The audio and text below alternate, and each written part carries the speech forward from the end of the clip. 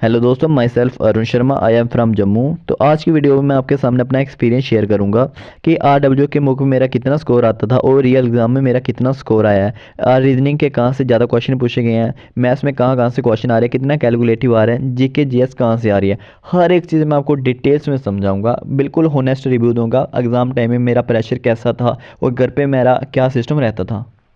सबसे पहले मैं बात करता हूँ जीके जीएस की। तो जो जीके जीएस पूछी जा रही है ना, मतलब कि पता नहीं यार पूछ रहे कहाँ से जीके जीएस, मेरे को ये समझ नहीं आया जीके के क्वेश्चन कहाँ से उठा रहे हैं वो।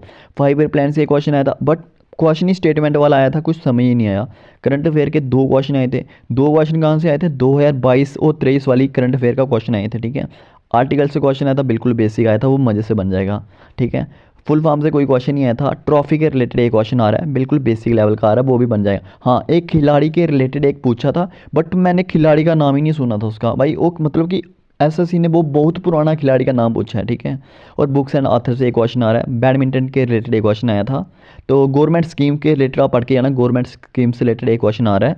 बजट से एक क्वेश्चन आ रहा है। और फॉक डांस और म्यूजिकल डांस से रिलेटेड जो आपका क्वेश्चन बन रहा है वो बिल्कुल ईजी लेवल का बन रहा है, वो आप मज़े से कर लोगे। तो हम मॉडर्न हिस्ट्री से भी एक क्वेश्चन आ रहा है, ठीक है। मैंने आपको बता दिया जीके जीएस। और जीके जीएस में जो बोलते हैं ना कि बहुत इजी इजी क्वेश्चन आ रहे हैं, सेंसिस हो गया, 5 ईयर प्लान हो गया, ऐसे वाले ट्रॉफी वगैरह हो गई, इनके जो क्वेश्चन आ रहे हैं बिल्कुल इजी लेवल के आ रहे हैं। तो ऐसा बिल्कुल भी नहीं है, बिल्कुल इजी लेवल के आपके क्वेश्चन नहीं आ रहे हैं। एसएससी जो क्वेश्चन पूछ रहे हैं मतलब घुमा फिरा के क्वेश्चन पूछ रही है।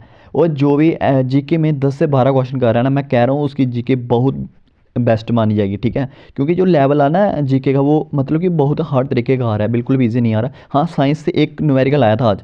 देखो साइंस के क्वेश्चन में क्या पूछ रही है, न्यूमेरिकल पूछ रही है साइंस का। तो साइंस का एक न्यूमेरिकल आया था। अब मैं बात करता हूँ मैथ्स की। तो देखो गाइस, जो मैथ पूछा जा रहा है ना वहाँ पे, ट्रेन एंड डिस्टेंस वाला चैप्टर आप जरूर करके आना। एक क्वेश्चन आया था वहाँ से। और कैसा क्वेश्चन आया था, मतलब कि ट्रेन, 2 ट्रेनें बताई थी, उनका ऑपोजिट वाला दिया था, बेसिक लेवल का क्वेश्चन था, मजे से हो जाएगा ये वाला।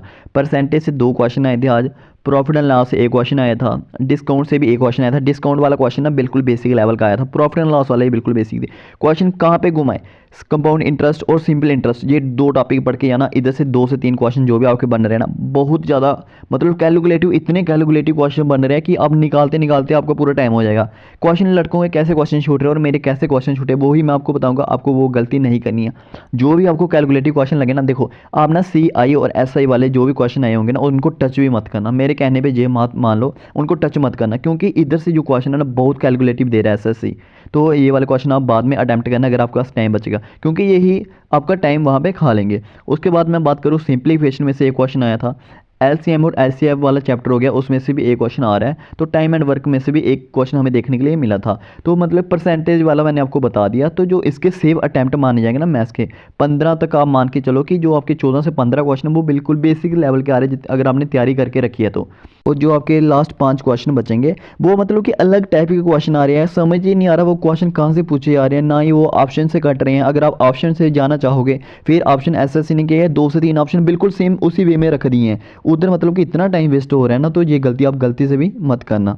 उसके बाद मैं बात करूँ रीजनिंग की। तो रीजनिंग में मिसिंग लेटर से एक क्वेश्चन आया था। कोडिंग डिकोडिंग से एक क्वेश्चन आया था, बिल्कुल इजी लेवल का क्वेश्चन आया था। नंबर सीरीज से 2 क्वेश्चन आए थे।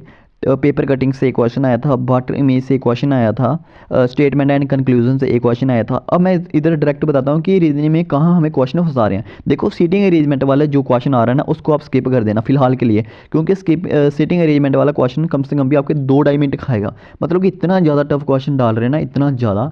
और डाइस से एक क्वेश्चन आया था, डाइस वाला आप निकाल लोगे, मज़े से कर लेना, ठीक है। तो यही रीजनिंग के बिल्कुल बेसिक आ रहे हैं। और रीजनिंग के 16 से 17 क्वेश्चन ना मतलब मज़े से आप निकाल लोगे। बाकी बच्चे जो 2 से 3 क्वेश्चन मैंने बता दिया, सीटिंग अरेंजमेंट से जो क्वेश्चन आ रहा है वो थोड़ा सा टफ आ रहा है। और एक मिसिंग लेटर में से एक आपको क्वेश्चन दे रहे हैं, बट वो घुमा फिरा के दे रहे हैं, उसमें भी थोड़ा टाइम आपका लग सकता है। मेरा भी उसमें बहुत ज़्यादा टाइम लगा है। और पेपर कटिंग का नॉर्मल क्वेश्चन आ रहा है, डाइस से बिल्कुल बेसिक क्वेश्चन ही आया था, ठीक है। आपका कैलेंडर हो गया, क्लॉक हो गया, इनमें से कोई भी क्वेश्चन नहीं आ रहा है, इनको आप स्किप करके रखो, कोई भी इनकी इनकी ज़रूरत नहीं है आपको पढ़ने की। अब मैं बात करता हूँ हिंदी की। तो जो हिंदी का लेवल आया था ना, मतलब कि 17 से 18 क्वेश्चन बिल्कुल बेसिक लेवल के आए थे आपके। तत्सम तत्सम में से एक क्वेश्चन आया था। विलोम शब्द से 2 क्वेश्चन आए थे। पर्यायवाची शब्द से 2 क्वेश्चन आए थे। पर्यायवाची शब्द हो गया, विलोम शब्द हो गया, मुहावरे हो गया। ये सारे के सारे प्रीवियस ईयर, कोई भी न्यू नहीं पूछ रहे, सारे के सारे प्रीवियस ईयर पूछ रहे हैं। क्रिया से एक क्वेश्चन आया था, अनुप्रयास से एक क्वेश्चन आया था, शुद्ध शुद्ध आपको पता ही होगा उसमें से एक क्वेश्चन आया था, गद्यांश से 5 क्वेश्चन आए थे। बस अभी तक मेरे को इतना ही ज़्यादा जहाँ जहाँ से क्वेश्चन आए थे, जो जो मैंने आपको टॉपिक बताया ना, इधर इधर से क्वेश्चन आ रहे हैं। और एसएससी का एक ट्रेंड रहता है, जो जहाँ से वो क्वेश्चन पूछते हैं ना स्टार्टिंग में, उसी को फॉलो करते करते वो लास्ट तक जाती है। तो आपके लिए ये वीडियो काफ़ी इंपॉर्टेंट रहने वाली है। अब इस वीडियो में मैं बात करता हूँ अपना एक्सपीरियंस, मैं आपको पूरा शेयर करता हूँ। जितने भी RWJ के मोग आते थे ना, हर संडे को मैं हर संडे को RWJ का मोग लगाता था। स्टार्टिंग में मेरा स्कोर 90 भी आता था, उसके बाद मेरा स्कोर 100 भी आता था। बट जो मेरी एवरेज आना शुरू हो गई थी ना, अब लास्ट टाइम पे मेरे जितने भी मोक्स लगाया, हर मोक में मेरा 120 130 अराउंड ही स्कोर आता था। 125 भी आ जाता था, कभी कभी 120, मतलब इसी के अराउंड मेरा स्कोर रहता था। ठीक है गाइस, ध्यान से सुनना ये बात। और जो मेरा आज एग्जाम हुआ ना, रियल एग्जाम में मैं अपनी बात बता रहा हूँ, मैंने टोटल क्वेश्चन अटैम्प्ट करके आया हूँ मैं 70 क्वेश्चन। और मेरे पास अगर टाइम होता ना, तो मैं मैथ्स के क्वेश्चन कुछ और भी सॉल्व कर सकता था। रीजनिंग पे 1-2 क्वेश्चन मेरा छूट गया, तो मैं मज़े से कर सकता था, क्योंकि मैंने इस एग्ज़ाम में लगाया ज़्यादा से ज़्यादा तुक्का। क्योंकि इसमें आपको पता ही है 1/8 की नेगेटिव मार्किंग रहती है, तो आप जितना हो सकता है इतना आप तुक्का लगा के इसमें ज़रूर आए।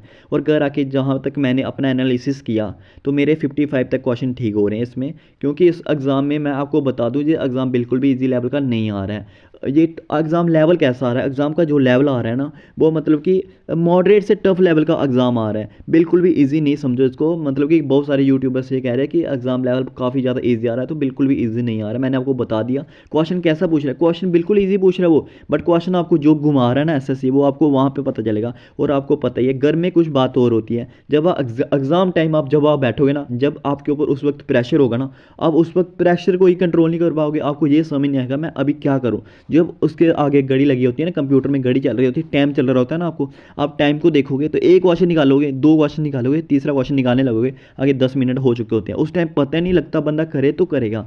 देखो मैं आपको एक चीज़ बता रहा हूँ अपनी लाइफ की, जो आपको बहुत ज़्यादा काम करेगी। आपने क्या करना है, सबसे पहले आपने वो सेशन अटैम्प्ट करना है जो आपको मतलब कि बिल्कुल ईजी वे में लगे। जैसे कि आपको पता है आपकी रीजनिंग बहुत फेवरेट है, रीजनिंग सबकी फेवरेट रहती है। आपने क्या करना है, सबसे पहले क्या करना है, रीजनिंग को पकड़ना है। और रीजनिंग के क्वेश्चन वो करने हैं जो आपको दिख रहा है, हो गया, मतलब जो आपको आ रहे हैं ना, जल्दी जल्दी में निकालने, वो हो गया। जो भी आपको 1 मिनट भी अगर टाइम खा रहा है ना क्वेश्चन, उसको मैं कह रहा हूँ उसी वक्त स्किप करो। तो नेक्स्ट सेक्शन पे चले आओ, हिंदी पे चले आओ, हिंदी करो अपनी, हिंदी मज़े से करो। हिंदी तो आपकी हो जाएगी ठीक ठाक, ठीक है। हिंदी करने के बाद आप जाओ मैथ्स में। मैथ्स में आपको कैलकुलेटिव लगेगा, बहुत ज़्यादा कैलकुलेटिव लगेगा, और मैथ्स को अच्छे से आपने करना है। जो भी कैलकुलेटिव क्वेश्चन मिल रहे हैं ना आपको, उसी वक्त स्किप करो, नेक्स्ट पे चले आओ। जीके करो, जीके के 10-12 क्वेश्चन जो भी आपके बनेंगे, इससे ज़्यादा आपके नहीं बनेंगे, 10-12 ही बनेंगे। और एसएससी की जीके जो पूछ रहे हैं ना, वो बहुत मतलब कि हार्ड लेवल की पूछ रहे हैं, बिल्कुल भी इजी लेवल की नहीं आ रही है। जैसे आपने जीके अटैम्प्ट की, उसके बाद वापस जाओ रीजनिंग पे, जो आपने क्वेश्चन छोड़े थे ना, उनको एक बार नज़र मारो कि मेरे से ये हो सकती है कि नहीं हो सकती। अगर लगता है आपको कि ये क्वेश्चन मेरे से हो जाएगा, आप उस पर जल्दी जल्दी निकालो। अगर वो निकल जाता है तो सही है, अगर वो फिर भी नहीं निकला, उसको स्किप करो, नेक्स्ट क्वेश्चन पे जाओ।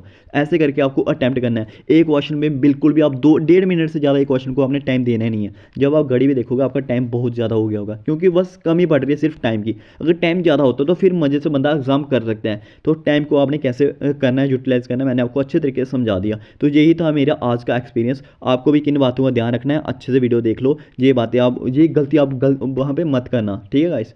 तो आशा करता हूँ आपको मेरे सारे रिव्यू सही लगे हो। तो वीडियो कीजिए लाइक और चैनल को कीजिए सब्सक्राइब।